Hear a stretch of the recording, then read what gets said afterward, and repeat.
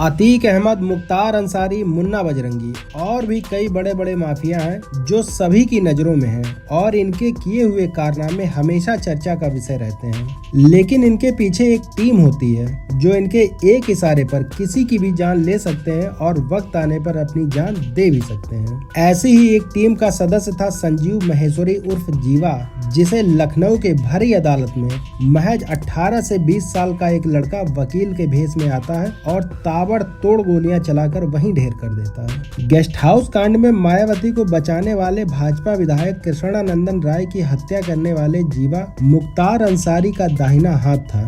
Crime की दुनिया में जीवा को पश्चिमी यूपी का मुख्तार कहा जाता था। एक मामूली सी क्लिनिक में कंपाउंडर का काम करने से लेकर एक कुख्यात अपराधी तक का सफर कैसे तय हुआ जानेंगे इस वीडियो में, लेकिन उससे पहले आप मेरे चैनल को सब्सक्राइब कर लीजिए। संजीव महेश्वरी उर्फ जीवा मुजफ्फरनगर के एक छोटे से दवाखाने में कंपाउंडर का काम करता था। धीरे धीरे काम की जानकारी हो गई तो दोस्त, रिश्तेदार और पड़ोसी डॉक्टर साहब कहकर बुलाने लगे। एक समय ऐसा भी आया जब क्लिनिक के मालिक ने संजीव को 3 महीने तक तनख्वाह नहीं दी। जब भी मांगता था तो मालिक टाल मटोल करता था। एक दिन संजीव ने अपने मालिक को ही किडनैप कर लिया और उसके घर वालों से फिरौती लेकर उसे छोड़ दिया।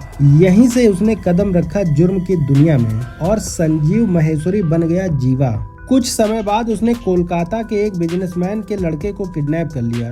2 करोड़ की रंगदारी वसूलने के बाद उसे छोड़ भी दिया। समय के साथ साथ उसने चोरी, डकैती, किडनैपिंग, मारपीट, राहजनी ये सब भी चालू कर दिया।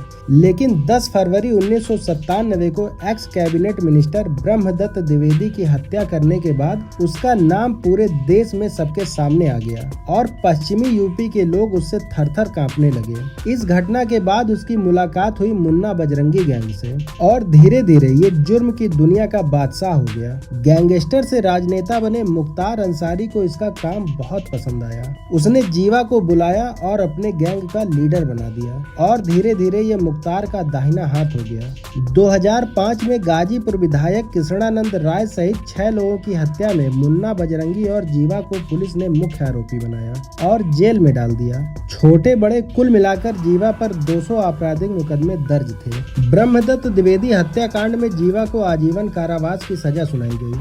समय बीता और 9 जुलाई 2018 को बागपत जेल में मुन्ना बजरंगी की हत्या कर दी जाती है। इसके बाद जीवा को भी अपनी हत्या की आशंका होने लगती है। साल 2011 में जीवा की पत्नी पायल ने चीफ जस्टिस ऑफ इंडिया को एक लेटर लिखा जिसमें उसने बताया कि कोर्ट में पेशी के दौरान मेरे पति की हत्या की जा सकती है, जिसके बाद संजीव महेश्वरी उर्फ जीवा को बागपत जेल से लखनऊ जेल शिफ्ट कर दिया गया। लेकिन होने को कौन टाल सकता है, ये आप सभी जानते हैं। 7 जून 2023 समय दोपहर के करीब 3:30 बजे जीवा को लखनऊ के जिला न्यायालय में पेशी के लिए लाया जाता है। इसी दौरान विजय यादव नाम का महज 17 से 18 साल का एक लड़का वकील की पोशाक में आता है और अपनी कमर में लगी हुई .357 बोर की एक अल्फा रिवॉल्वर निकालता है और जीवा पर ताबड़तोड़ गोलियां बरसाता है, जिससे जीवा की मौके पर ही मौत हो जाती है।